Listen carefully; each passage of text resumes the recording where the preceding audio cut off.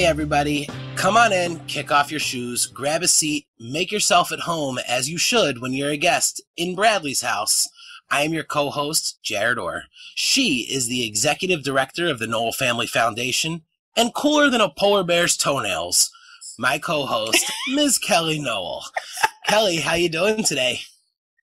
I'm good, thank you, Jarett. Cooler than a polar bear's toenails? I'm not sure I've heard that one before, but thank you. I feel like it's probably a compliment, so thank you. Somebody out there is going to pick up on that old school Outcast line, I can assure you. Is that what that is? That is exactly what that is. So see, I thought I was hip. Apparently I'm not cooler than a polar bear's toenails if I don't know what it's from. Oh, no, you definitely are. That's why I just have to try to remind you every once in a while. Thank you. I do appreciate it. As we are recording today, it is Wednesday. This morning, the episode with Frank Turner dropped, and I've actually already gotten a few messages from people that were like, hey man, I really wasn't familiar with Frank. You guys did an awesome interview. I dove into some of his music on YouTube. People are really enjoying that episode. I don't think any as much as you did, but people are really enjoying that one. Yeah, well, I'm a dork and I super fangirled out, but I'm okay with that. I'm super okay with that. I absolutely loved talking with Frank, and that was a real treat for me. So I'm stoked to be able to introduce his music to other people because I love him. Yeah, well, that's certainly what you're doing. Now, Kellie, every single episode you have lined up an incredible show for us. We've talked to people that you know, people that you kind of know. We've talked to some board members from the NowellFamily Foundation, and that's exactly what you've lined up for us today. A special guest with some great stories. Kellie, tell everybody who's hanging out with us in Bradley's house. I have the privilege of knowing some of the coolest people on the planet, seriously, and this is one of them. He is one of the board members for the NowellFamily Foundation. He's a tour manager. He's strong in his recovery. He's helped many, many people that I know and love get clean, and I am really, really honored to have with us today Ken Denson. Welcome, Ken. Thank you, Kellie. Thanks, Jarett. We appreciate you being here. Yes, thank you. My pleasure. I suppose the only reason that we can get you or get any of your time is because of COVID, so you're not really going out on tour much these days, right? No, sadly, that's the truth. I was on tour on the road on Friday, March 13th, almost a year ago to the day, when the plug got pulled and they flew us all home from Minnesota, and I've been home ever since. Oh my gosh, that's crazy. Yeah. What a huge change. I mean, for most of us, it was, some moderate changes here and there, but for you, it's been a complete upheaval. Is it weird being home so much? Yeah, I mean, I've taken trips. I went and visited family on the East Coast for a couple of months, and a couple of trips over to Hawaii, to kind of break up the monotony. But yeah, I've never been home 3 months straight in over 20 years. Wow. So I stopped feeling sorry for you right after you said Hawaii several times. Yeah, really roughing it. Yeah, well, somebody's got to do it. Right. But no, I mean, you definitely deserve it. You are one of the hardest working people I know. So I'm glad you're able to do that. That's awesome. So Ken, for those people who don't know about your story, I want to kind of start at the beginning, if you don't mind, because you've done so many things, you've experienced so much, and you have a really fascinating history. And pretty much everything about your life plays into everything that we talk about on this podcast. So can we start back when, I believe you were 13 is when you started drinking and using drugs. Is that correct? Yes, 13 years old. My dad was, he was a career naval officer, and I was going nowhere fast, and it was really uncomfortable. We moved around every couple of years, and we ended up in the suburbs of Washington, D.C. My dad was stationed at the Pentagon, and that summer, we always moved during the summer because that's how the Navy does it. And I was just looking for something to make me feel different, and my neighbor played drums, new neighbors that I just moved in next to, and he had a drum kit, a Beatles drum kit in his bedroom, and he drank beer, and we just started drinking, and the party was on. One thing led to another, huh? So then how did you progress from there? I know I have a little bit of the benefit of knowing your bio from being part of the NowellFamily Foundation, but I know you struggled with heroin and cocaine for about 20 years. Is that right? Yeah, so I started the first time I got drunk was drinking beers with Mike Brown, who was one grade ahead of me when I was 13. He was 14, I guess. And this was the very late 60s in the DC suburbs. So all the hippies were around and there was a lot of psychedelics and things like that. And I immediately fell in love with how drugs and alcohol made me feel. And I started trying to do that as much as I could, as much as a 13-year-old could do. But by the time I was 15, I realized that I had no more interest in the straight world, and I wanted to make a career out of getting loaded. And so I dropped out of the 10th grade and I ran away from home. And I never went back to high school, and I never went back to live with my parents. And I started drinking and using drugs on a daily basis. By the time I was 17, I was an IV drug user, and I was using heroin regularly. And I wound up in San Clemente, California in 1976. I had a little junkie girlfriend, and we had a little apartment down there. And we were just doing whatever we could to try to get by and get high. And she ended up getting pregnant. And I just started hitting bottoms really bad. And by 79, I was being hospitalized for alcoholism and drug addiction and drug overdoses. And it just got worse from there. Wow. So you don't do anything halfway, do you? No, it was kind of crash and burn. It's just, I'm an addict. I'm an alcoholic. I'm an addict. And, I just can't stop. I just hated the way I felt. And drugs were the only thing that numbed me to feeling anything. So I didn't want to feel anything, and drugs fit that bill and did that for a long time, for almost 20 years, till I was 32, until it stopped doing it. Wow. I'm glad you brought that up, because a lot of people just see the glamorous side of getting high or the glamorous side of drinking and partying. And for those people that can just, set it down and then go back to their life, okay, but there are people that just can't do that, and that's a very different thing. And I think it's hard for people to understand who don't struggle with addiction, that at some point it's no longer a choice. And it sounds like that's where you were at that point. Yeah. I don't, it's really hard for people, like you said, if you're not an addict or an alcoholic, you just can't understand why we don't just quit. Why don't you stop doing that? Why do you keep wrecking cars and going to jail and winding up in hospitals and overdosing and losing jobs and, losing relationships? And I lost my daughter, and, just everything that comes along with that. And, you can't understand that if you don't have this disease. It's a disease that tells you don't have a disease, and it really takes precedent over anything else in your life. And, it's either going to kill you. Deaths, institutions, and jails are the only things that really await you if you go down this path and you end up to have that addictive personality or alcoholism. Yeah, if they put that on the label, that might deter some people, but they don't. And so you just never know. You just never know when you take that first drink or that first hit or whatever, whether you're going to have that addictive gene or that, that propensity. And I think that's what makes it so scary for so many people. You just don't know. So how did you make it from DC on the East Coast all the way out to San Clemente on the West Coast?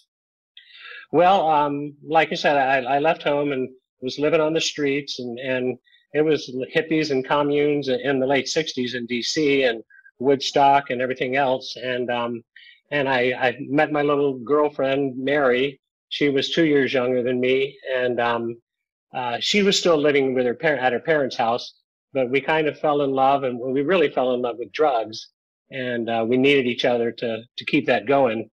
And it just got really bad, though. It continued to get worse. Like I said, by the time I was 17, I was an IV drug user, and before I was 21, I was being hospitalized.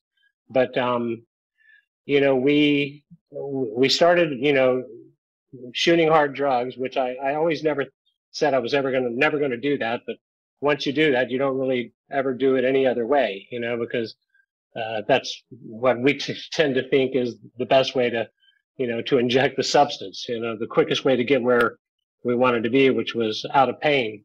Sure. But I was getting really sick. I had back then, and this was I guess the early 70s. I contracted hepatitis C, but they didn't have a test for hepatitis C, so they called it non-A, non-B. So I had hepatitis non-A, non-B, and I was hospitalized twice for that.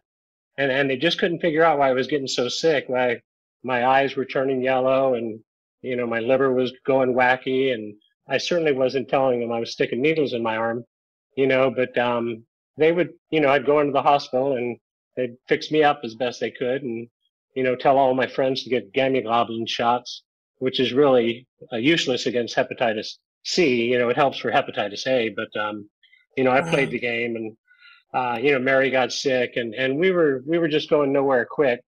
And we decided that our problem was the East Coast. And so we did, what any good addict will do is what we call a geographic. And we had a couple of friends that lived in San Clemente, California. And I had totaled my car. I had a Volkswagen. And Mary had a little Carmen Ghia station wagon. And we packed everything. No, it was an Opel station wagon. We packed everything up that we owned between the two of us, and we had about $500 saved up. And we got into her Opel station wagon right around Christmas of '76 and made for California, and we ended up in San Clemente. And that's where Mary discovered she was pregnant, and she had gotten a job. She was working at a Perro's restaurant down on Avenida Pico in San Clemente during the days, and I worked the graveyard shift at a Shell station, and we just weren't really seeing each other, and we really didn't have the connections here that we had in the East Coast. So, although we came out here to get away from our disease, to get away from heroin addiction, basically, we didn't have sources or connections or didn't know really where to go to get it. It wasn't like it was really prevalent down in South Orange County, in the '70s. And so, we were kicking and it was just really uncomfortable. And I come home from work one day from the graveyard shift at the Shell station, and Mary's parents, who were not really keen on us having a child out of wedlock, they'd flown out and they'd picked her up overnight and took her away and put her in an unwed mother's home. And she ended up giving our daughter up for adoption about 3 months later. Oh, wow. That's really heavy. I'm really sorry. That's tough. I wasn't a fit parent, though. Neither of us were fit parents. So sure. It was probably what was the best at the time. Yeah. Absolutely. Absolutely. And it's a beautiful sacrifice that you guys made on her behalf, for sure. Tell me about how you ended up in recovery. I know that the first year of your recovery is something that Todd Zalkins, Z-Man, who credits you with pretty much saving his life, he said he really relates with your first year of recovery. What was that like? Well, yeah, and I love Todd, and there's nothing greater in my life today, in recovery with, carrying the message and sharing my experience, strength, and hope. I ended up in the first treatment program in 1979 in Laguna Beach. I'd had an overdose, and they put me in what they called at that time the stress unit at the South Coast Hospital in Laguna, which was basically the nut ward, because there really wasn't, a treatment for drug addicts. They didn't think cocaine was addictive in the 70s and '79, and they weren't treating it, like they were treating alcohol. And wow. I wasn't telling anybody how much I was drinking. So they put me in the nut ward because I was, overdosing and trying to kill myself.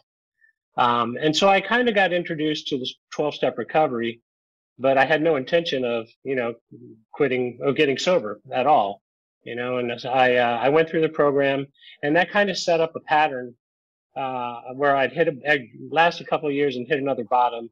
So I went back to work at the Shell station. I ended up working at this gas station for 10 years, and, before I finally got sober in '87. But I went through treatment in '79 and '81 and in '83. And then in '87, the summer of '87, I was using cocaine and heroin, Valium, marijuana, and alcohol on a daily basis. And I didn't even know how I was functioning, how I was still managing to show up at the Shell station. But Yeah. I was really a mess, and I guess it's what we call a functioning addict. I was able to Right. keep a job all that time, but I needed to get some kind of form of income to support my habits. But I was just wacky. I had never had a restful night's sleep. I never went to sleep or woke up in the morning. I would pass out every night and I would come to every morning, usually with the alarm or my phone ringing with my boss asking if I was coming to work. And Wow. drugs controlled every waking moment. Certainly they controlled my whole mood and my attitude, and they controlled when I would go to sleep, because I would have to do, if I'd been doing up all night doing coke or something like that, I'd have to do a bunch of heroin or Valium to come down enough to get to sleep eventually. And when I'd wake up in the morning, I'd have to do a bump or something, to get started to go to work that day. So it was just a miserable existence. I was poly addicted to so many substances, and I was trying to kill myself. The final straw was it was I like I said, I'd been at the Shell station for 10 years, and the guys were really great. It was two brothers that owned it, and they loved me, and they treated me like family, but they also enabled my disease for a long time. But so I had weekends off. I kind of had a pretty good thing going there. I'd work Monday through Friday, and then the weekend to me was like party time. And I would get as much drugs and alcohol, and I'd stop at the thrifty drugstore and get a 10-pack of syringes, and I would speed home right after work on Friday, and I'd lock myself in my room, unplug the phone, tape all the curtains closed, and just party. I had no relationships going in my life at this time. I did have a roommate. I didn't live there by myself, but he just thought I was weird, and I never came out of my room. And I would just take as much drugs and alcohol as I could, until I just couldn't feel anything, and stay that way all weekend until I had to go back to work again Monday morning. I'd been trying to commit suicide at this time. I'd had 5 suicide attempts. I'd tried some very creative methods, but nothing as serious as putting a gun in my mouth. But mostly, heroin overdoses or pills and things like that.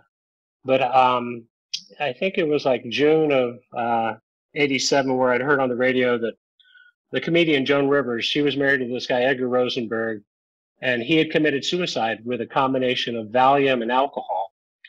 And one of the drug dealers I was running around with was selling Valiums, selling 100 Valiums, a bottle of Valiums, and so I was picking up about one of those a week, and that was part of my daily supply.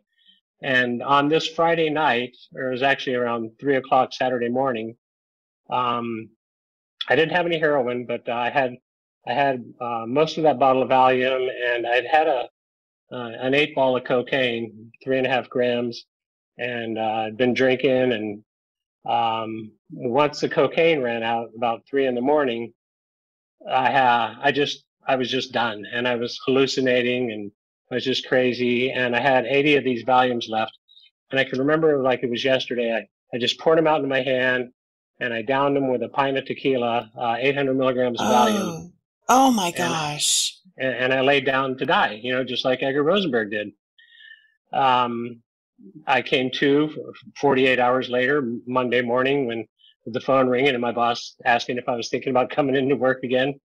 And obviously I found out that Edgar Rosenberg hadn't done an 8-ball of coke when he committed his suicide. Yeah. So that was my bad mistake. But Whoa. I made it to a hospital in Dana Point at the time. It was called Capistrano by the Sea Hospital. It was really near my house where I lived. And I stumbled into the treatment room there, in the emergency room there, and passed out. And they told me I had a lethal blood volume level on admittance. This was almost 2 days after I'd overdosed, and that I had more than enough Valium in my system to kill several people. But they postulated that the amount of coke, which the blood test detected, was sufficient enough to keep my heart beating through the overdose, essentially telling me that cocaine had saved my life. Oh my gosh. Yeah. Wow. So it's kind of my, I guess, my claim to fame, but it's hard to be grateful for something like that. And I ended up spending 39 days in that hospital. And that's where I had my surrender, which I think is really important for people, to come to a point where they can surrender if they're really going to give up drugs and alcohol.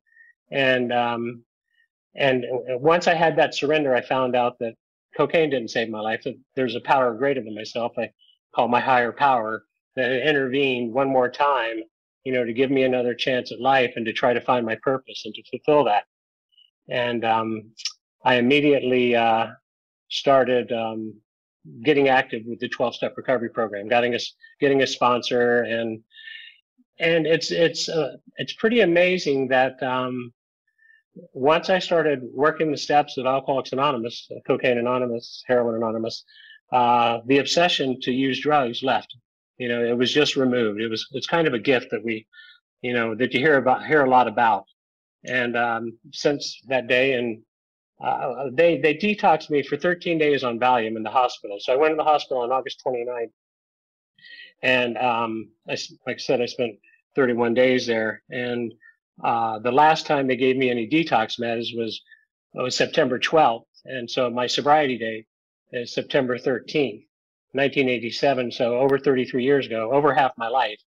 And from that day to this, I have not had a drink or a drug or anything that affects me from the neck up, one day at a time. So, so what Todd was talking about was then my whole first year of sobriety, I was nuts. I mean, I was coming off of heroin, cocaine, Valium, alcohol, and a really serious marijuana addiction, and, granted the weed we had back in the 80s is nothing like what they have now in the weed stores and all of that, but it still is enough to cause you some serious withdrawals and some problems. But I had a psychiatrist and a psychologist, and they thought I was bipolar, and so they had me on lithium, and I was having seizures. I would involuntarily shake. I'd just sit in my chair, and my knees, both of my legs, would just bounce on the floor. And so they had me on anti-seizure medication, and they gave me sleeping pills during my detox, but they stopped giving me the sleeping pills because those were getting me loaded, and those would be something I would abuse. And so I got nothing stronger than like melatonin or tryptophan or something like that. And so I didn't sleep for almost a year. My body was just so racked from having only medicated sleep for the previous pretty much 20 years that it didn't know how to sleep naturally. I had to retrain my body to do that. So I was having these hallucinations. I wasn't sleeping. I was just crawling out of my skin. I was having seizures and seeing black spots, and I was just a wreck. And when Z-Man, entered into our rooms and I met him, and he was telling me that he was experiencing some of the same symptoms, coming off the OxyContins and a lot of the pills that he was doing. I shared my experience, about, I think probably Valium might have been the hardest thing to kick because I'd been taking those quite regularly for quite a while. And of course I had the 800 milligram overdose. And so we really bonded on that shared experience of, dude, I did it. And it took me a year before I ever really slept normally or couldn't even use the bathroom normally because of, all the adverse effects from the drugs and stuff like that. And, but I got through that and I got better and I had a good life by the time I met Todd. I was 15 years sober or so. And that gave him hope. I told him it does get better. And, I'm grateful that I had the opportunity to share that experience with him. And he's been a great friend of mine ever since he came into these rooms. And he's the one that introduced me to Jacob. And, when Jacob was in treatment down here in San Clemente, and he actually suggested I sponsor Jacob, but I was just getting ready to go back on tour. And so I introduced Jacob to his sponsor, a friend of ours, Johnny. I remember that. Yeah. Yep. And that was probably the greatest thing that, that again was my higher power working in my life, because, Johnny's still working with Jacob and Jacob's doing amazing. And, I have a book study twice a week on Zoom with those guys. And, it works. This thing really does work. There is recovery, and especially to see it, in Bradley's son, it's just so powerful. It really is. I'm always saying that drugs and alcohol they're a thief.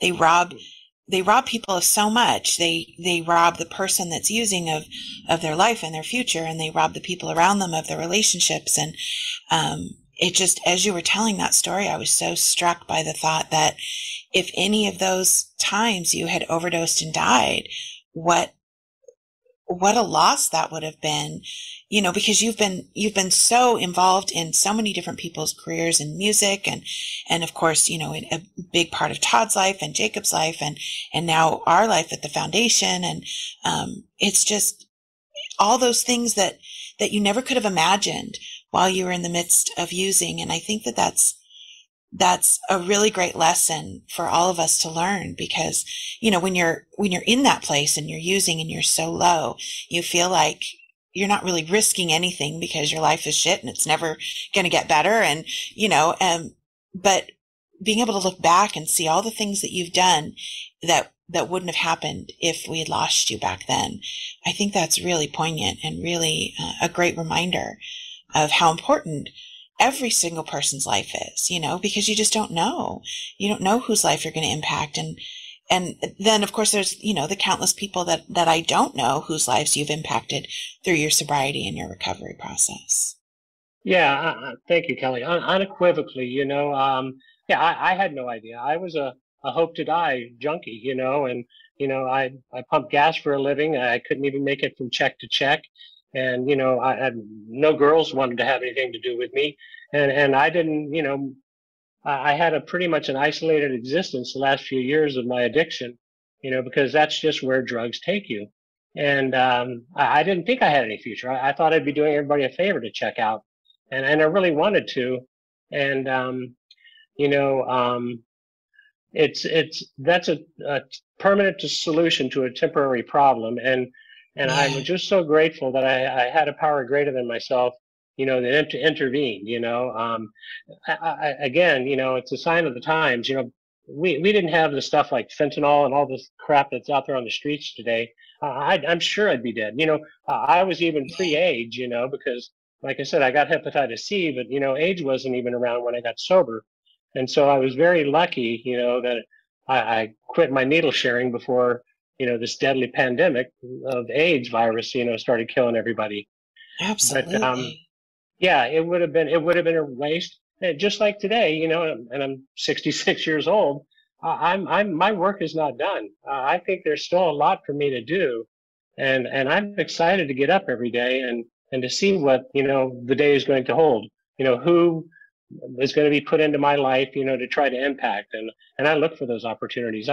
That's all I look for these days. It's just a beautiful thing.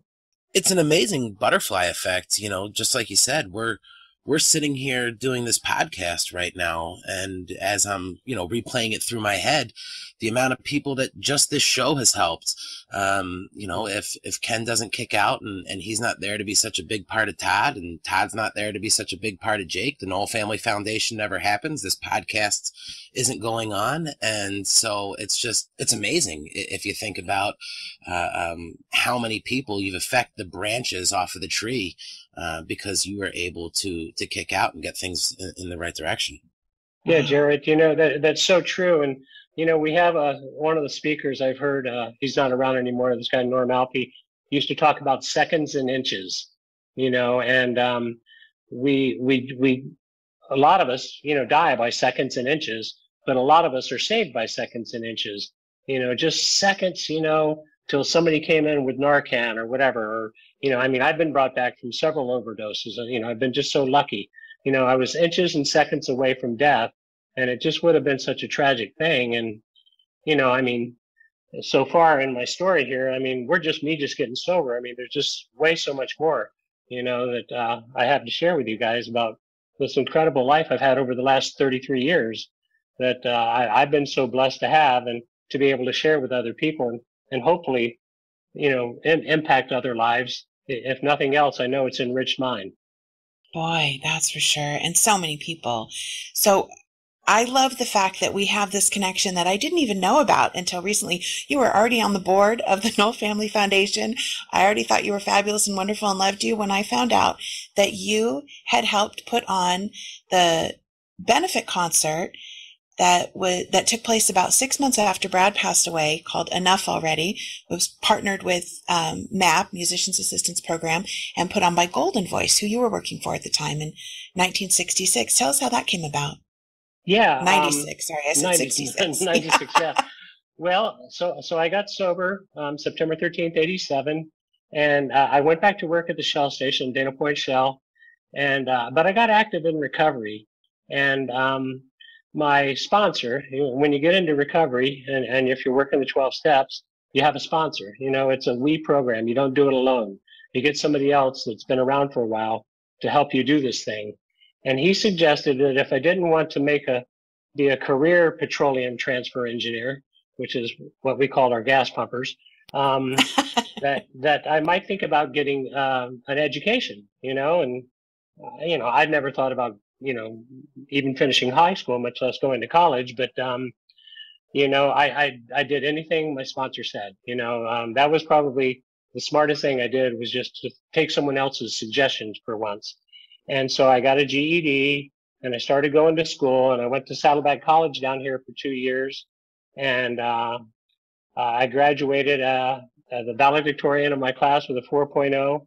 I got a scholarship to Chapman University. I entered there as a junior, and after 2 more years, I graduated the top of my class, a Bachelor of Science Business Administration, again with a 4.0 valedictorian. And that got me a scholarship into the graduate school, the MBA program at Chapman University. And here I'm like 38 years old now. I'm definitely a non-traditional student on the college campus. But something else I learned in recovery is you got to give it away to keep it. I certainly have to give away my experience, strength, and hope, like I'm doing right now, with getting sober, to help other people, and in order for me to stay sober. But I have to give it away in all areas of my life. So I work for charities like I do on the Knoll Family Foundation, and there's several others that I'm involved with. And I've always been involved in my communities, be it the academic environment or, my recovery community, or even where I live. And so I always had a position in student government. My senior year of undergraduate, I was a student body president. And then as a graduate student at Chapman, the last year I was there, I was the director of entertainment, which is a associated student position where you get a budget and you can put on, to put on concerts on campus. And we had no doubt. I'd known Gwen and Tony and Tom and Adrian from, because Chapman University is in Orange, and they were a Fullerton kind of Anaheim band, and they were kind of locals back then. And this was before Tragic Kingdom. So, we were getting them to come play on campus, and other bands. And every school year ended with a big benefit concert. And we would get, local ska and punk bands to come play in our gym, for like maybe a $10 ticket. And, we'd raise $1,500 for this food bank in the city of Orange called Mary's Kitchen. Well, the last year of college, when I was the director of entertainment, I was in charge of, it was called Noise for the Needy. I believe they still do it over there at Chapman. And, because I was in charge, it was going to go big. And because of my recovery and being in 12-step program, I knew other people in the entertainment industry. And one of my good friends was a manager of some bands.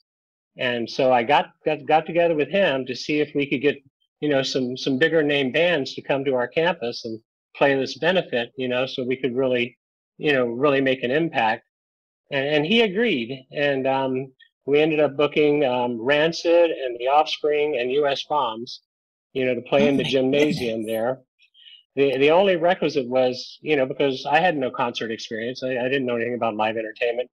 He said I had to work with a Los Angeles promoter in order to get liability insurance and a Ticketmaster contract and all these things. And so he introduced me to the owners of Golden Voice, a Los Angeles concert promoter, which was still a very small company back in those days. And they were the #1 promoter for Sublime among many other, Southern California bands. But, Paul and Rick booked more Sublime shows than anybody else ever did in the country. And so he introduced me to those guys. I became friends with, Rick Bondi and John and just all the guys in the Sublime world, as well as the Chili Peppers and James Addiction and, all these bands from, Orange County area, the Offspring and those guys. And we did this show, and we sold it out in 2 days and raised $30,000 for Mary's Kitchen. Whoa. And I remember, we turned the gymnasium into a mosh pit. And, they had one saying at Golden Voice, I don't think Paul would mind me talking about it, but we had an expression that they never had a sold out show. We would always sell more tickets for a GA show. So we Absolutely. We would just keep packing them. And so at the end of the night, after this hugely successful event, and we'd had a big check blown up to give Mary, who ran Mary's Kitchen, $30,000. And sitting backstage with Paul and Rick, the two owners of Golden Voice at the time, and this manager and his girlfriend, who ended up becoming his wife. And we're just sitting out backstage by the dressing rooms, kind of rehashing the evening. And the dean of students came by, and he just said, "Man, that was amazing. You guys did an incredible job.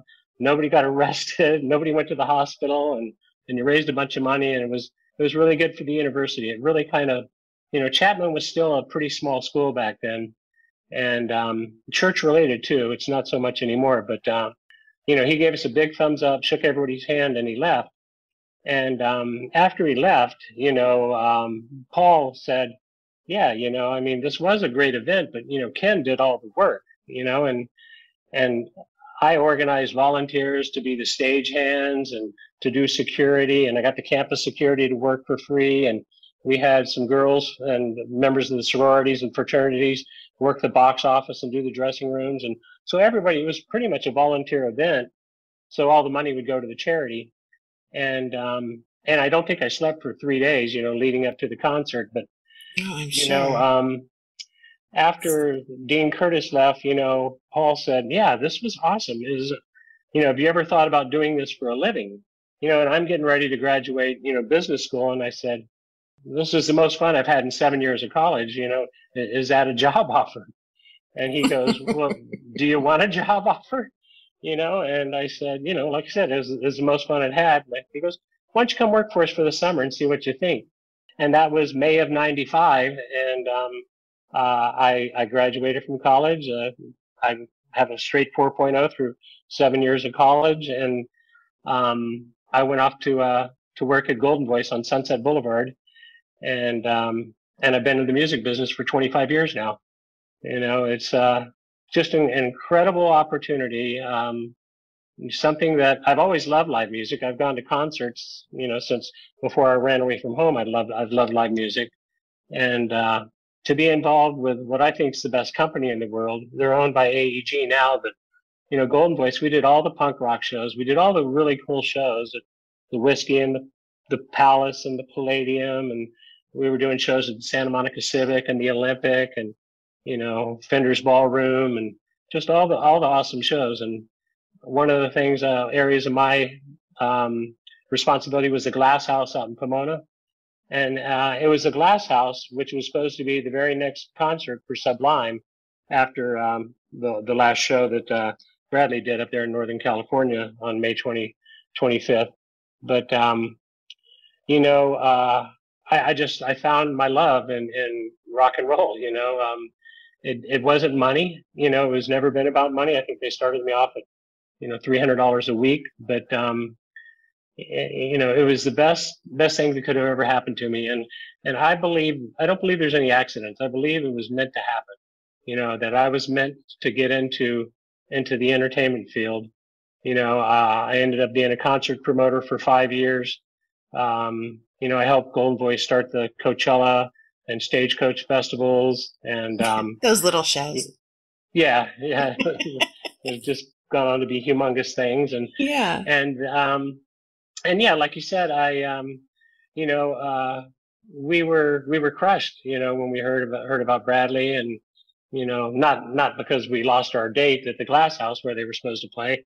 I think I still have one of the flyers, where we were promoting that, which was also that was a rescheduled show because of Bradley's problems. And Right. I did have one opportunity with Rick Bondi and John, some of the guys, to go down to Austin when he was making that epic record. And I still have my advanced copy of that, the CD, before it came out. And so I was already in love with every single song on that record, before it ever even came out. But, we were crushed. Paul went to his memorial service there in Garden Grove. I didn't feel it was appropriate for me to go, but when it came around to the benefit, and Opie and Bud and all the guys that'd been by our office, we worked out of a 2-story house on Sunset Boulevard, just west of La Brea, right across from the Seventh Veil. You could climb out on the roof and smoke weed, and it was just a very, very casual, promoter's office at the time, and that's where we did all our punk rock shows out of back in those days. And Lou Dog would come by, and we just felt part of the family, and we certainly were really happy to be involved in that. And Paul kind of let me take point on it to a certain extent. And I was always the numbers guy. I mean, I was buying talent and booking bands and shows, but I was the accountant, because of my business background. And so I was responsible for collecting the money and paying the bills and, getting the donation to MAP. And, I think there was also a college fund for Jacob. And, and helping, get No Doubt. I mean, it didn't take any convincing at all to get, Gwen and Tony and those guys to come down and play, and Pennywise and NoFX and all the guys that came out. It was just, I still have my Enough Already t-shirt that Z-Man, and I didn't even know Z-Man. I met him then, and obviously, like everybody else, I'd seen him in all the Sublime videos, so I loved him in Date Rape. It was just great. But, he did the artwork on that Enough Already t-shirt, and we sold those, and the proceeds all went to the benefit. And, probably one of the proudest moments of my life, to be able to do something, to help, try to support recovery and awareness, maybe more so than anything else, which I think, we're trying to do with this Knoll Family Foundation in Bradley's house. Absolutely. I remember they came by with the plaques. I've got the plaque with the picture of Bradley with Jacob on his back, and, thanking me for my involvement in Golden Voice, and making this benefit happen. And that holds a treasured place in my home. It was a beautiful opportunity, and what a great experience. That's really cool. You take away all the excuses between being a runaway and a dropout, and then going back to school and overdosing and getting clean and all these things. I mean, just all the excuses that anybody could come up with for why they can't go on, or why they can't, have a great future. You really take those away because of your willingness to just do whatever it takes. And I really admire that. So after this, so that would have been January 1996, 97, January 97, yeah, that the Enough Already show took place. And then you started tour managing around 2000, is that right?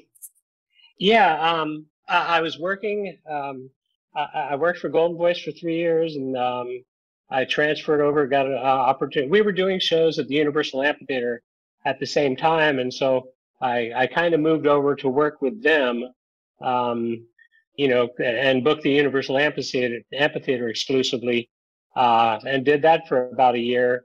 And then they bought out pretty much the San Diego market. The promoter down there, they took him over, and they built their amphitheater. It was called the Coors Amphitheater back then. I think it's called the Sleep Train now. And so Universal sent me to San Diego to kind of run the San Diego market. And I wasn't really excited about leaving Los Angeles to go work in San Diego, which is kind of a tertiary market in our industry. But, there was a promise of making me a vice president and being able to come back to Los Angeles and have a better position. So, I was still paying my dues. I was only 4 years into, being a promoter, and So I went down there, and in '99, I had an opportunity with about a week's notice to go out on the Up in Smoke tour, which was Snoop, Dre, Eminem, Ice Cube, Warren G, Exhibit. I saw that concert. I did 57 shows of that concert. I was in Dallas. I was there. We started in San Diego at the Coors Amphitheater, and we went up to the Honda Center, and then we went all over the country. It ended in Denver, 2 nights at Fiddler's Green Amphitheater. But it was the most successful hip hop tour to date at the time. And what happened was I went out as the accountant, and they had an account, and I worked for the promoters. I wasn't employed by, Dre or Snoop or Eminem or anybody, but they had an accountant that had been setting it up and doing all the advance for a few weeks, and he got into some beef with Ice Cube's manager and brother Ron, and he quit, like a week before the tour was supposed to start. And so one of the owners of the tour, one of the promoters that owned the tour, there were 4 owners, who I knew and was good friends with. He called me up and asked me if I could just come out and get the tour on the road, and because he knew my accounting skills were strong, and then they would they'd find somebody else to fill in after I got it going, but they just needed somebody to start right away. And so I agreed to that, never knowing that he knew all along, once he got me on the road, that I'd fall in love with it and never want to go back home. And, I went from probably $1,000 a week salary to a $3,500 a week salary, plus per diem, and, staying at the best hotels and traveling on tour buses. And, and I've always loved hip hop. I was a big fan of Snoop, Dre, and Eminem, and I got to go out and watch that show every night. And so I never left. I had a job down in San Diego. I was booking the Cox Arena at San Diego State University, and I'd only been there about 2 months. And the guy that got me on the Up in Smoke tour, he made it all right with the guys at San Diego State for me to stay out on the tour, and they didn't hate me too badly. And so and the other promise was that if I did this tour, he would guarantee me a year's worth of work. So I did that, and that lasted almost 4 months. It went through the whole summer of 2000. And the day after that ended, I had 1 day off, and I started a further festival with the other ones, the former members of the Grateful Dead and Ziggy Marley. And so I went immediately back out on that for about probably 14 weeks. And then I think I had a week off after that, and I did a Family Values tour with Korn and Limp Bizkit.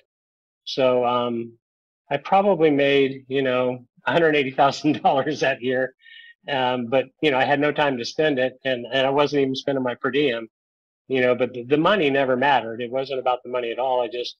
I've always loved live music, and to be out there, with musicians. And, on the Up in Smoke tour was when Eminem really came into his own. He was third on the bill. The headliners were Snoop and Dre. They shared a set. And then before them was Ice Cube. And then Eminem was third on the bill. And his album took off, shortly after this tour started. And the promoters moved him up to direct support. And they moved Ice Cube down into third spot. And Ice Cube just left the tour. He went off to make Friday's movies. And, we had to put signs up in front of all the venues because all the shows were sold out. Don't come in here if you came here to see Ice Cube, go to the box office, get your money back, and we didn't. I don't think we had a single refund. No disrespect to Ice Cube, but everybody was really coming to see Eminem, really, and Snoop and Dre for sure. And so, to see, how he emerged early in his career. And I've done, for Golden Voice, we did the Warped Tour. We promoted that locally in several markets.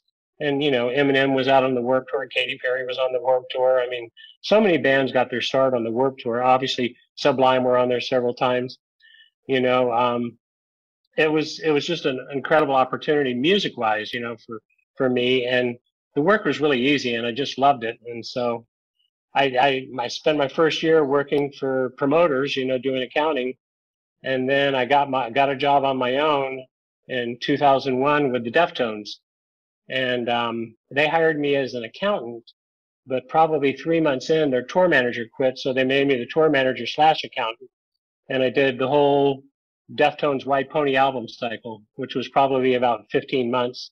And we went all over the world, and we played Rock in Rio and South America for 250,000 people. And I had my foot in the door, as an artist tour Wow. manager. And from there I went on. I did 3 years with Slipknot. I was Smashing Pumpkins tour manager for summer for 3 months. I went out with System of a Down. I did the No Doubt Tragic Kingdom tour. I even did some Backstreet Boys. Cypress Hill for about 5 years. I love those guys. Brian Setzer, the Stray Cats, the Brian Setzer Orchestra. I did Gwen Stefani's solo tours.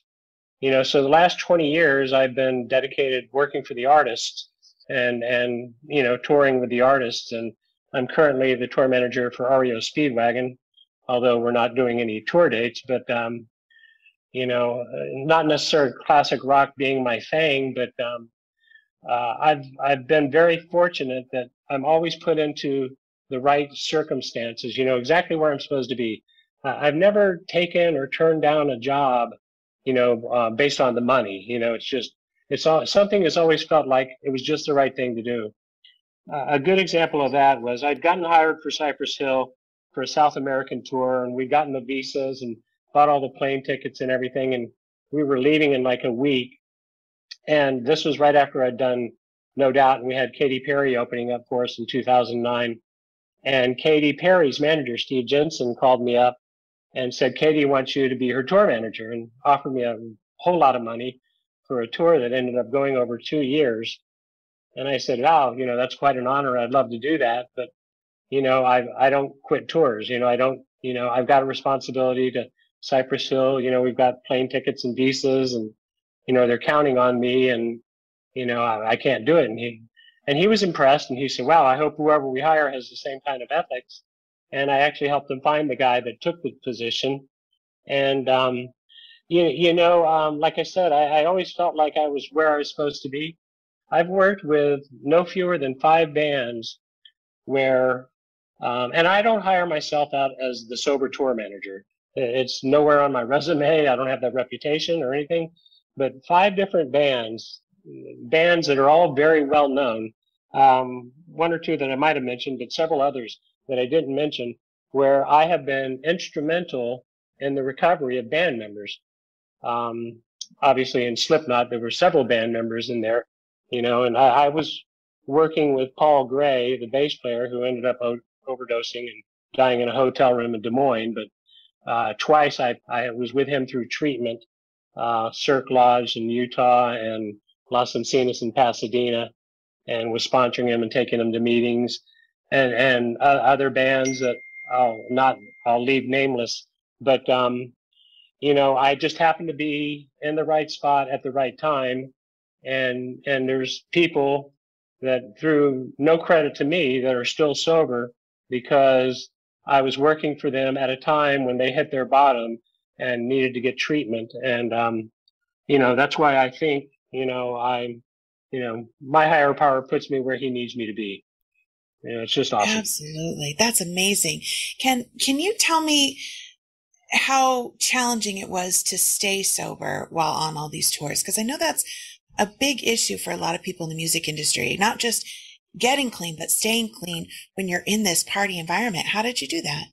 Yeah, that's a good question. And, Jacob asked me about that as well, because, he's been doing quite a bit of touring, and, certainly people are smoking weed at his concerts. I mean, people are smoking weed at all concerts. And, from the very first tour, I was on the Up and Smoke tour. Our tour logo was a big marijuana leaf, and part of my responsibility was Snoop's manager at the time was his wife, and she would come to me at least every week, if not every 2 weeks, to get enough money to get him another kilo of weed, to make it through that week. And but it was like I said, I didn't start touring. I couldn't have done this job when I was still using. That's for sure. So I had almost 10 years of sobriety. Well, I had 10 years when I started touring. I had 12 years when I started touring, but I had, let's see, from 87 to 95. So I had 8 years when I started in the music industry. And I think that was enough firm foundation in recovery. And like I shared earlier, in my first year of recovery, I took our 12 steps, the 12 steps of recovery. And by doing that, the obsession was removed. You could have put out, a syringe full of China white heroin or a big pile of cocaine or a bottle of pills or a bag of weed or whatever. And I would no more have had any desire to use that than I would to pick up a gun and stick it in my mouth. So the obsession was removed. And, it turned out, sobriety turned out to be a real asset, because, for instance, Cypress Hill, and there's still some of my best friends, Be Real and Sendog, they love to joke around with me but they're really grateful that they got a sober tour manager and they're settling up their accounts at the end of the night. And, we'd have big buckets of weed on the bus. And I mean, those guys have their own dispensaries and their own strains and delivery services and everything else. And, we would do in stores at dispensaries, at weed stores. And we'd walk out of there with grocery bags full of edibles and all kinds of stuff, which I could have helped myself to any of it. But, I have no desire, because I know where that leads, so, in our literature, recovery literature, basically, the big book is really, which is the big book of the basic text of Alcoholics Anonymous. They say that you can go anywhere and be in any kind of situation and remain sober if the desire to stay sober is stronger than the desire to drink or use. And, Right.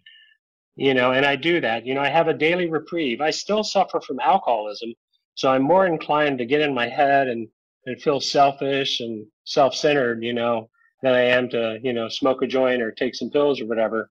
But I do something every single day to maintain and to ensure my sobriety. I mean, I do probably 20 things every single day, and that's what we call a program.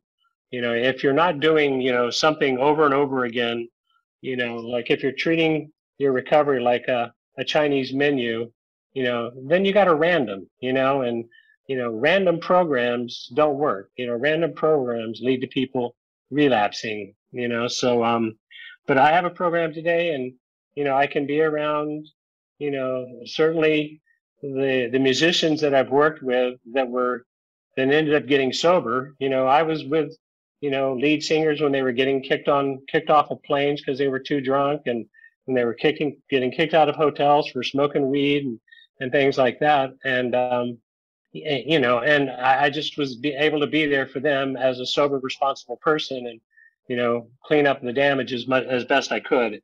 It's never been a temptation. I kind of have this armor of recovery around me that protects me and allows me to go into these situations. I don't do it blindly and I don't do it foolishly. There are situations where, as the tour manager, I need to be, but I'm just, it actually strengthens my resolve for recovery because I see what drugs and alcohol do on a daily basis. We buried 2 people in just the last week from drug overdoses down here in Laguna.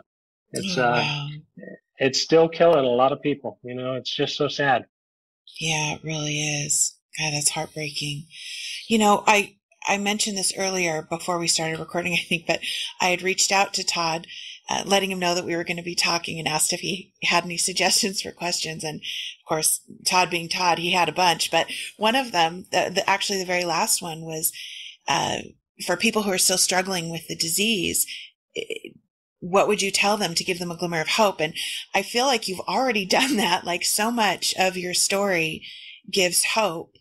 Hope to overcome, horrible circumstances and a hope to survive in an environment that can be, hostile to your recovery.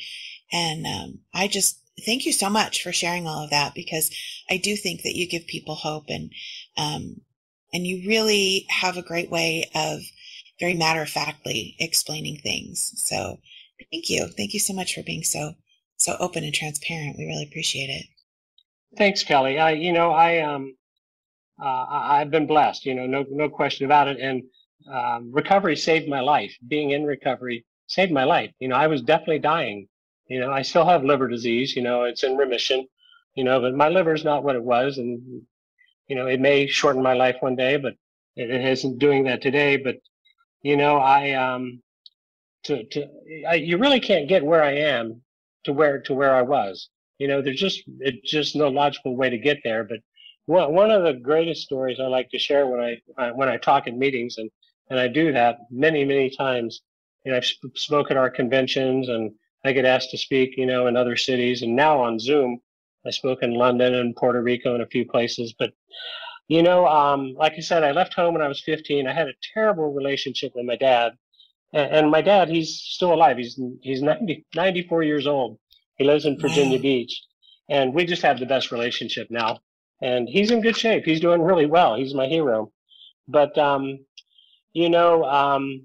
after I left Virginia, he was still in the Navy, and he ended up getting transferred down to Corpus Christi, and then he ended up retiring back in Virginia. But I kind of mended the fence, basically just because, I was still drinking, because I still needed his support.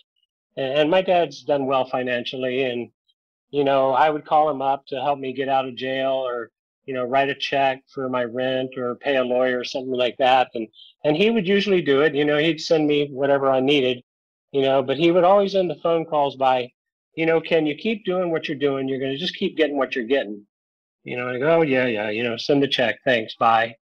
And in 1994, the USA Today, the newspaper, every year they pick their All-American teams. They got the All-American college football team, and the All-American basketball and baseball teams. Well, they also have the All-American academic team, where they pick the top 20 students in the United States. Harvard, Yale, Stanford, Princeton, all these Ivy League colleges and stuff. And I was a student body president and 4.0 senior at Chapman University. And Chapman asked me if they could nominate me for this All-American academic team. And I go, yeah, go for it, And I had to fill out an application and write an essay and talk about some stuff. And I got picked for the first team, USA All-American academic team in 1994. And I was one of the top 20 college students. They flew me to Arlington, Virginia. Arlington, Virginia, which is where USA Today has their headquarters. And I mean, yeah, my story was a lot about, being a non-traditional student in their 30s and going back to college, and, being in recovery, overcoming the adversity there, and also having a 4.0 and a student leader on campus and stuff. But, they invite your parents. And now I was 8 or 9 years sober, and I made the amends. We have an 8th and 9th step in recovery where we make direct amends to the people we've harmed when we were drinking and using drugs. And so I've restored the relationship with my family. And I invited my mom and dad to come to this luncheon at USA Today headquarters for the All-American team. And it was a beautiful weekend. We toured the White House. We met all these senators, and the Secretary of Education was the MC at the luncheon. And each student had their own table with a bunch of, politicians and stuff like that. And before they would call each student up to get their award, they'd read a bio about them.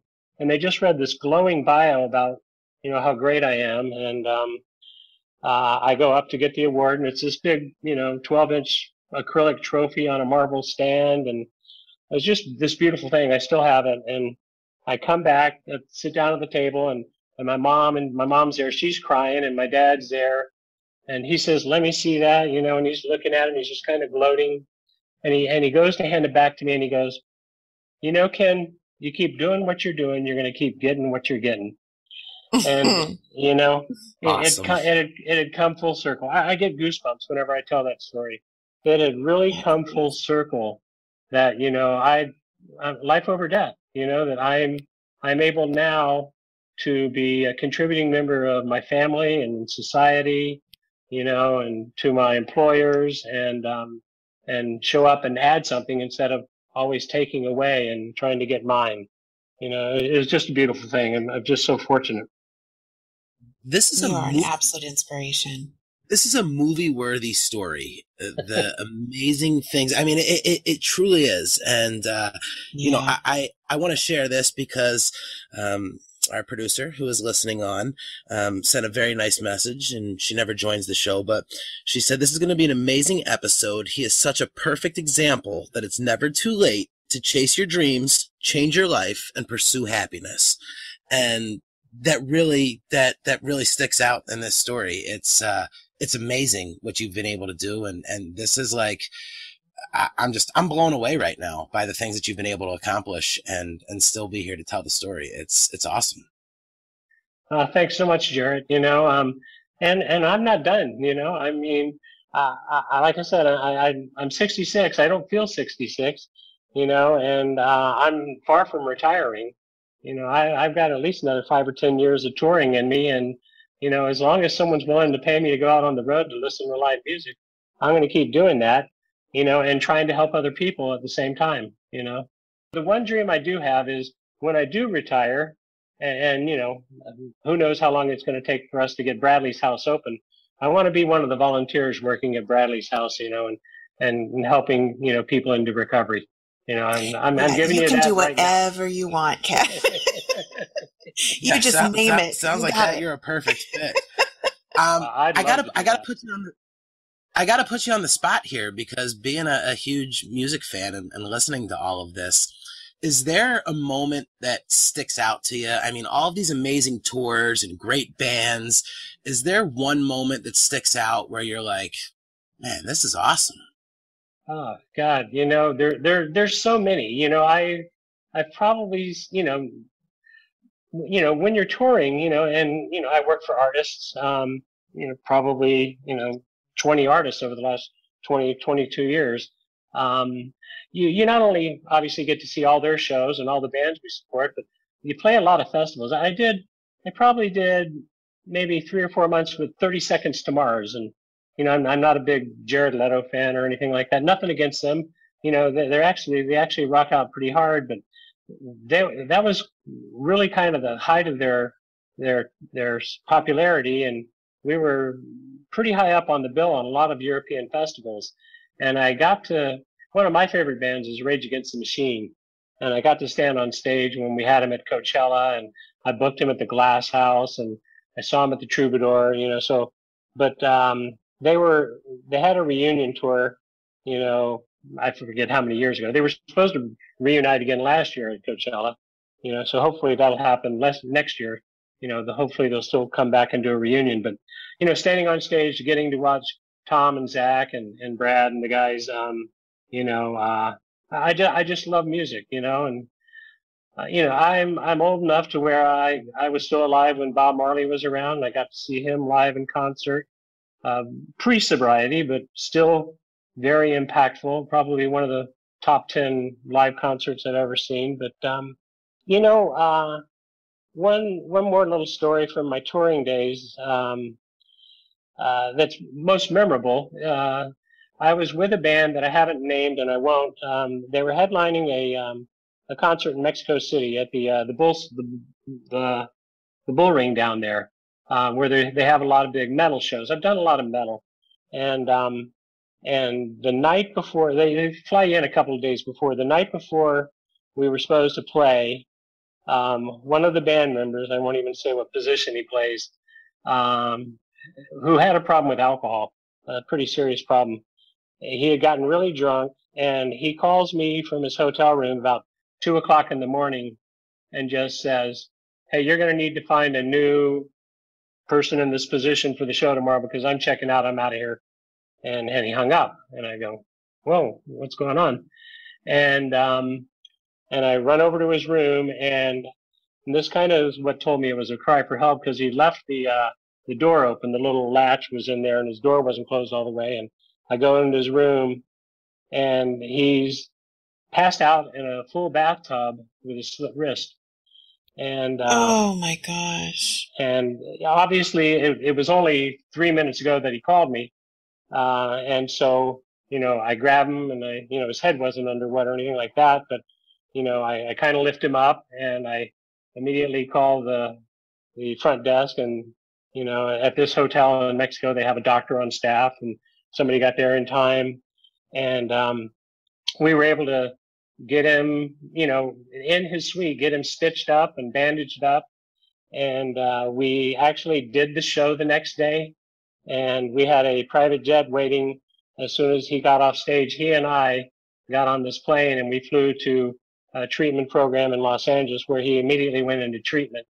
And that guy's found recovery, and he doesn't drink anymore. And I don't even know if he still has scars from having cut his wrists, but,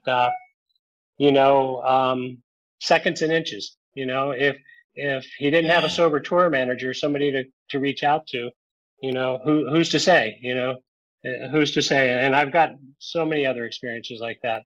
Another musician, we were in Japan, and we'd done a 3-week tour, and he just crashed and burned at the end of it. And we literally flew home from Japan to his house back in a Midwest state, where we stopped just long enough to get a change of luggage. And then I flew with him to Laguna Beach and to the treatment program at South Coast Hospital there. And he got sober, and he's still sober now, 7 years later. So I think I'm right where I'm supposed to be, and that's, for me, that's more important than any other personal pleasure I've gotten from meeting Mick Jagger, or, David Bowie was one of my idols, and, getting to hear all the great music. It's just, to be there to be the hand of recovery, when so many people have needed it. Wow. Wow. Those are some amazing stories. I mean, I'm so blown away right now. So another thing, a takeaway from this, because, we're obviously here to promote the foundation and spread awareness, and your story certainly is going to do that and inspire a lot. But Ken, I do have a responsibility to the Sublime fans as well. You had mentioned that tour poster and that Enough Already t-shirt. We're going to need some pictures of that at some point when you come across that stuff, because I know people are going to be asking, why didn't you ask them to see the poster and the shirt? So, someday, I'm not going to rush you now, but at some point we're going to need to post those pictures on our social media for our listeners to see. Unequivocally, Jarett, I'm 100% all in. Anything I can do, Kellie's birthday every year, I jump on the donation to the house, and I think that's just such a beautiful thing. We had a really good year this last year, didn't we, Kellie? We did. This last year's been amazing. Yeah. Yeah. So yeah, anything I can do, Jarett. I'm on the board. I am all in. So man, Ken, I am the wrong guy to say that to, my friend. No, and I appreciate it, but I'm just, as I'm listening to it, I'm thinking to myself, I can already hear the dinging of my inbox when this show drops. People going, think you can ask to get a picture of that poster that he has, or that shirt. So, the fans love to see that kind of stuff. So I just figured that I'd have to get that in right away. Of course. Happy to do that. Ironically, I have an Enough Already t-shirt sitting on my dresser right now, and I can't remember how it got there. Except that I get so busy doing things that things kind of pile up, and it's probably been sitting on my dresser for about a year. But that's so funny that you mentioned that. It's a pretty ghetto t-shirt, but I just love it for that. It's awesome. It's Z-Man's art. It's just really cool. Yeah. I don't think I ever realized that was his. I mean, maybe I did back then, 25 years ago or whatever that was, but that's really cool to know. Yeah, that was great. So anything I can do to help. You're amazing, Ken. You really are. You're an amazing person with an amazing story, and I'm really speechless right now after all of that. Thank you so much. I feel like Jarett probably has another question to ask, and I've totally monopolized you this entire time, but I just want to say personally, thank you so much for everything that you do, for being a part of the NowellFamily Foundation, for helping so many people that you really never have to. And the fact that you just do this because you want to be of service to other people. It's very humbling to know someone like you, and I'm really proud to have you on the board. So thank you very much. Well, thank you, Kelly. And, I'm probably a fan first. I've got the 40 ounces to freedom, the big 40, the 40, got it right here in on my shelf as well. They had a promotional 40, with the sticker on it that says Sublime, 40 ounces to freedom. So I got some stuff like that, but, to be able to do something in his legacy with his father, his sister, and his son, forget about it. There's nothing more important that I'd rather do. I just love it. I'm so honored to be a part of this.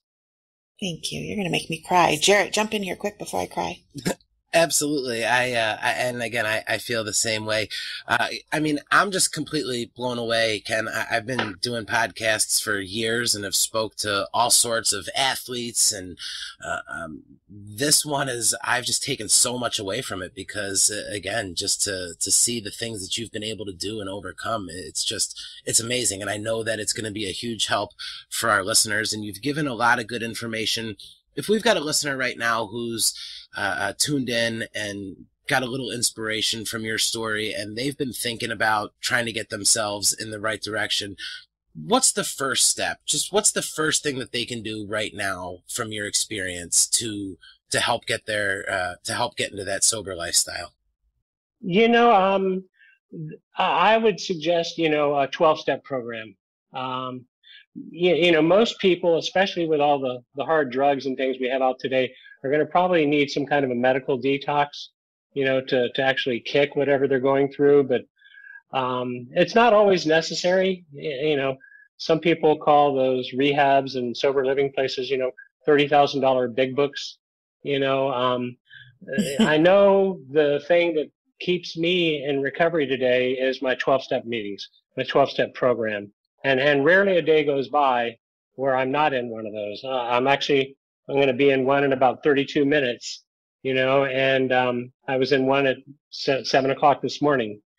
Zoom has really made those a lot more accessible, when I got sober, I went to Alcoholics Anonymous. I never thought I was an alcoholic. My problem was 100% drugs, but my recovery is mostly in Alcoholics Anonymous, and it's okay. I'm not saying if you've never drank or you don't have a problem with alcohol, to go to Alcoholics Anonymous. There's 12-step programs for all addictions, but I would try to hook up with a 12-step, whether it's AA or CA or NA.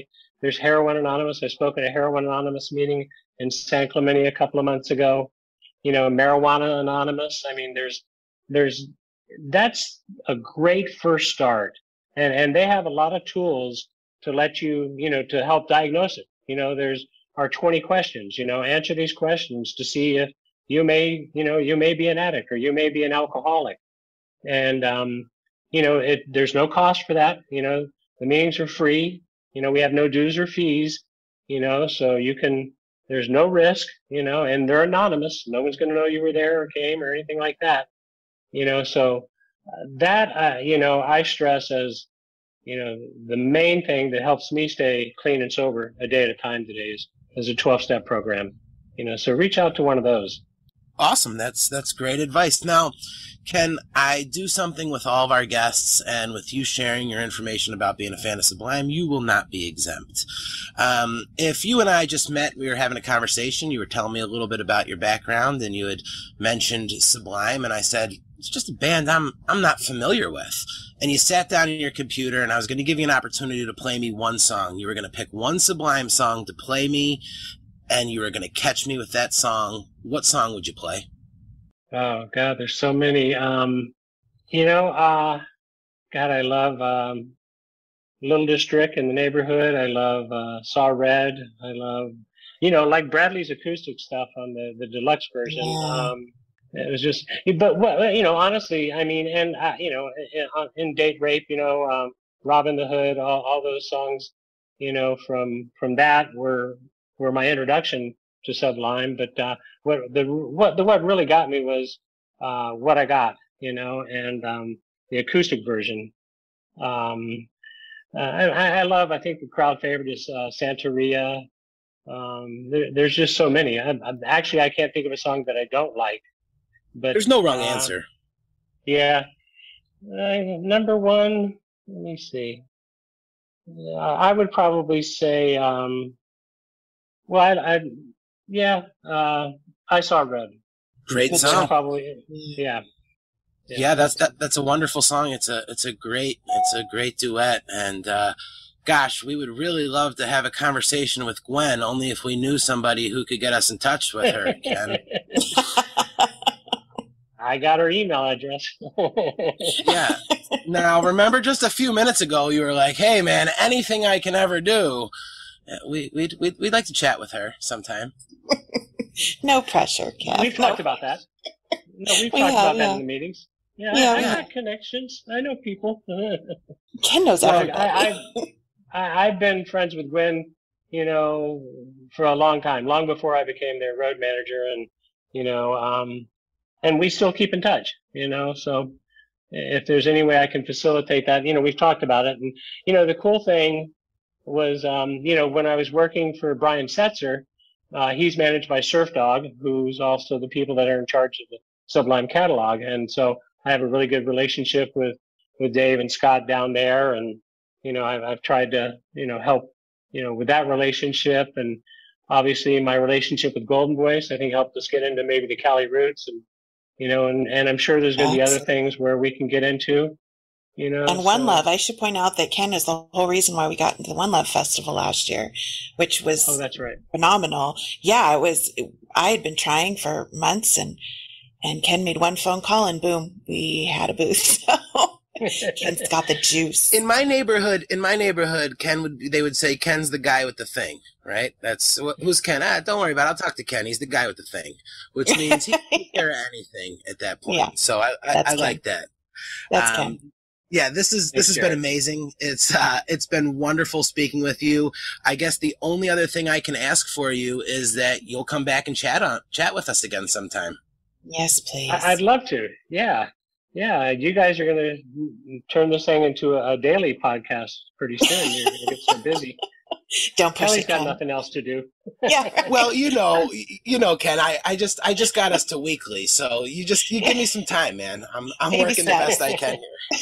Baby steps. Thank you so much, Ken. Again, I can't say it enough, but I appreciate everything that you do for the foundation and for my family, and it's really been wonderful for me getting to hear all these stories. So thank you very much for coming on the show. It means a lot. My pleasure, Kelly. Thank you. Thank you, Jarett. It was an honor and a privilege to participate in this, and I'm here for you. I'm looking forward to a long future with the Nowell Family Foundation and Bradley's house. Makes me happy to hear that. You'll be back. I kind of want to book you for the next episode already. It was amazing, Ken, and I can't thank you enough for doing this, sir. My pleasure. Thanks, guys. Wow, Kelly, when you had initially told me about Ken and wanting to have him on the show, obviously I trusted your judgment, but I am just blown away by that story. This is probably one of my favorite, if not my favorite podcast that I've ever been a part of. I say that after every episode, but I'm telling you, I could have sat and listened to him tell stories all night. And I have known Ken for a while, and most of that I had no idea about. And I already loved him and thought he was awesome. And just, it's really mind-blowing to me that he's been through all of that. He's overcome all of that.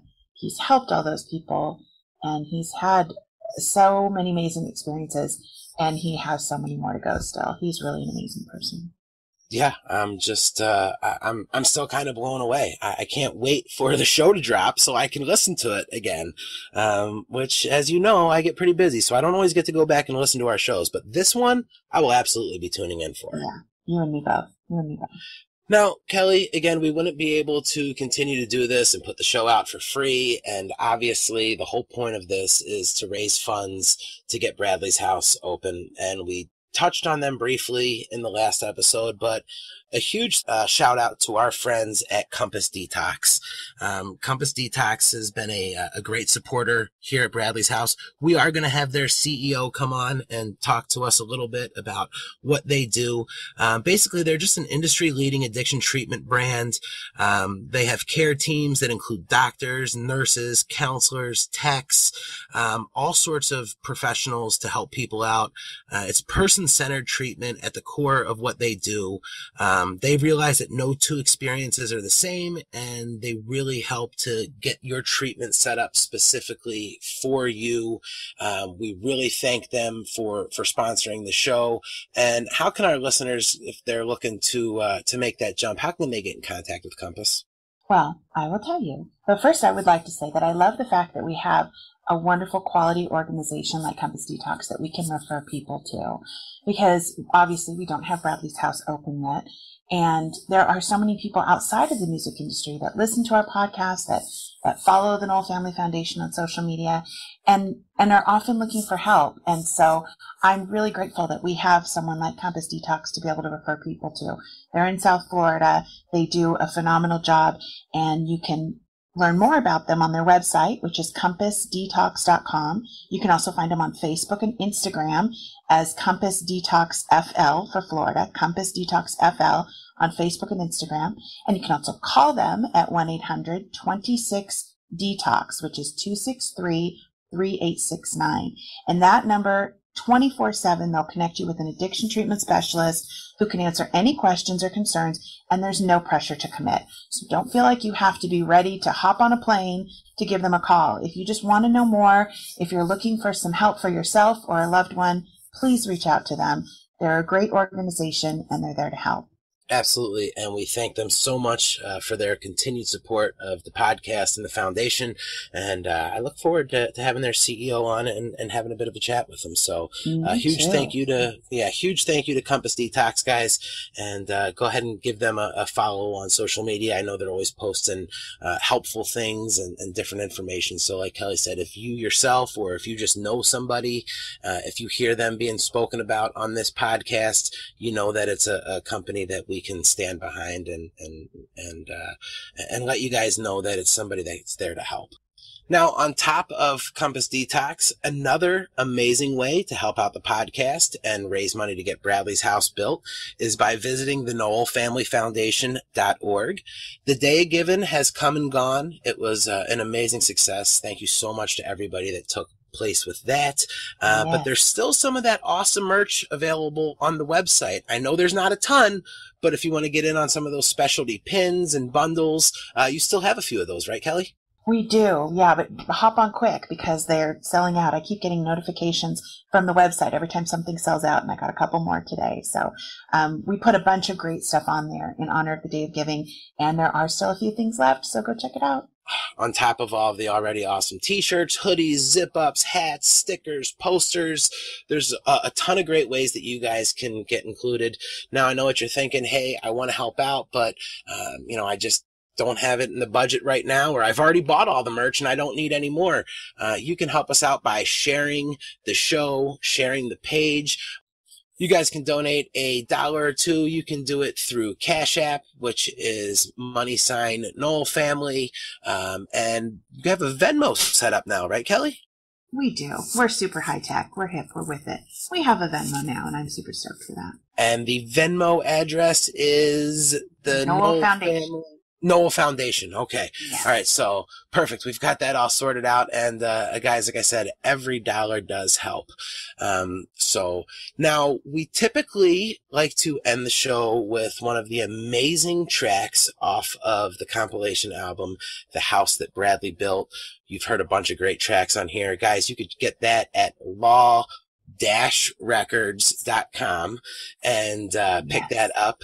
But we're going to do something a little special. I'm calling a bit of an audible for today's final song because today is the birthday of our beautiful producer and my BFF and life partner, Anna.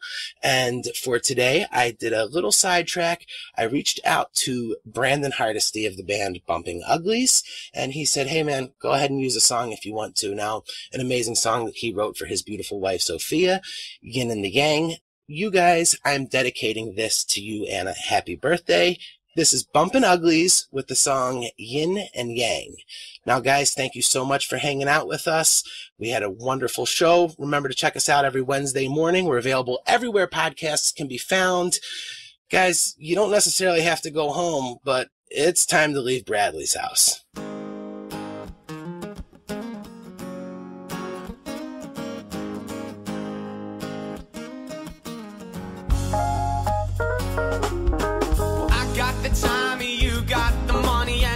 Box of Kleenex if your nose is ever running, girl.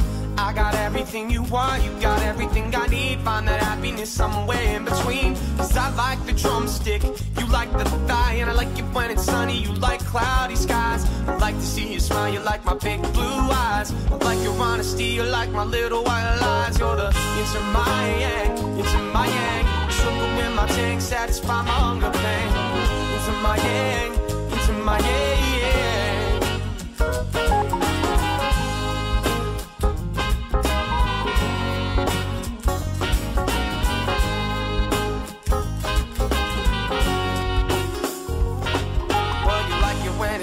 I just want it to work, and I like your free spirit, you get my stupid quirks. Got that 9 to 5 with the healthcare perks. I got shows in a new state every night, I like the circus. Well, you like the mystery, I like the facts. You like the digital, I like the wax. What I'm trying to make is like magnets in a stack. Though you can't fight nature, opposites attract. You're the yin to my yang, yin to my yang. Sugar in my tank, satisfy my hunger pain. Yin to my yang, to my yeah, yeah.